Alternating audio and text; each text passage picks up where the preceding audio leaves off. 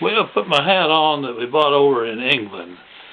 After I retired in 1993, some friends helped us get tickets that we could afford to do it and went to England. And particularly the lady thought I really needed to buy an English hat. I haven't worn it very often since, but kind of like it. You know, I'd started that series on brownhead after starting out originally with the series on blackhead. And then I was thinking I would go ahead and just do a whole lot of things covering the San Luis Valley experience. Being superintendent at Alamosa for 6 years and principal of Centauri High School at O'Hara, Colorado for 1 year. But the more I hear all this pro and con, and to me, bitter scapegoating that's going on about the border today and the way it affects our political scene, I think maybe I ought to concentrate a little more on Viva Raza, the Chicano movement that I got right in the middle of in 1969, and it had calmed down quite a bit before I was out of that area, but not totally. And it wasn't really an issue of immigration. It was an issue of the brown people feeling like, hey, we deserve to be treated better than we're being treated. And as I've mentioned earlier, I think that Corky Gonzalez and Tiarina out of Albuquerque thought it was a political vehicle that would be useful to them. But in that original interview with the Board of Education at Alamosa, I was aware that they wanted to know if they could move teachers around, and I sensed that they felt that there were cliques and attitudes in the community that some of the elementary schools that were primarily Anglo in population, that those teachers were a clique feeling they were the best, and the community's feeling that our school is the best, and it's the best partly because we have the best teachers. And they were aware of what was going on in America and what was going on in Colorado and in the San Luis Valley.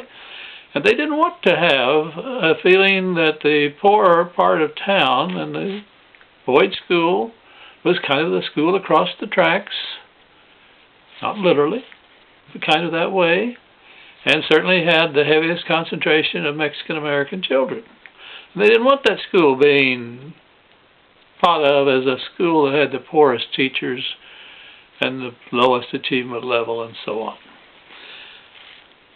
So they did move some teachers. They had me move teachers around, and probably it was the thing that caused the bitterness that led to my eventual being pushed out of Alamosa. But we moved them around, and we put in a program of aides. Had some of the best aides you could imagine in that day and time. Some of the best teachers. And in Isaac Ortega, one of the best principals you could ask for. Had a lot of help from the State Department. They were interested in helping us see if we could solve that dilemma and get those test scores up and the learning achievement levels up in the Boyd School. We worked hard at it. I don't know how many times Donna and I were in the home of Ike and Mrs. Ortega, but two really, really fine people. And in no way racist, in no way blaming anybody for anything. They just wanted to do, he as a principal, just wanted to do whatever could be done to help his kids achieve at the very highest possible level. Well, you know, sometimes we made a little gain. Sometimes we didn't make no gain, and sometimes our test scores would be down a little. It's pretty frustrating. Here, we put in some special programs. State Department made suggestions that were implemented. And yes, there was a little gain, but there wasn't any big gain. And it began to be the kind of a situation where it was frustrating. one time, I think it was in my 4th, maybe 5th year of the 6 years I was superintendent at Alamosa, the State Department team was down and doing an evaluation in the Boyd School, and in other schools too, but the State Department also wanted to help us with that problem. They wanted to not have a have and a have-not kind of grouping based on ethnic background. But as they were leaving, wound up the official reporting session, and we're walking out of the building.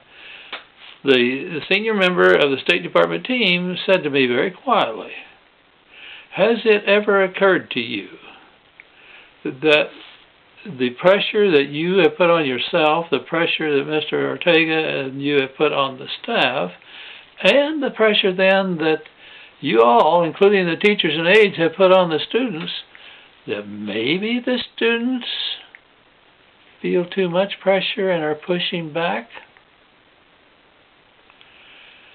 I hadn't really thought about it, but you don't have to be a genius to understand what that State Department man was saying, and to realize that, if you push too hard, you will get resistance, whether it's conscious or subconscious.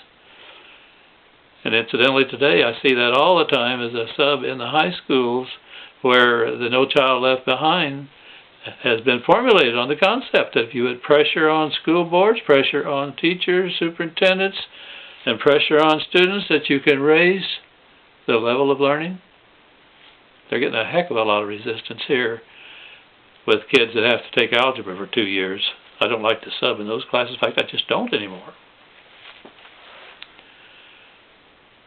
But the Alamosa community and the Alamosa Board of Education and the staff of teachers and principals certainly were not racist. They were doing everything they could to be sure that every child in the school district had an opportunity to achieve at the highest possible level.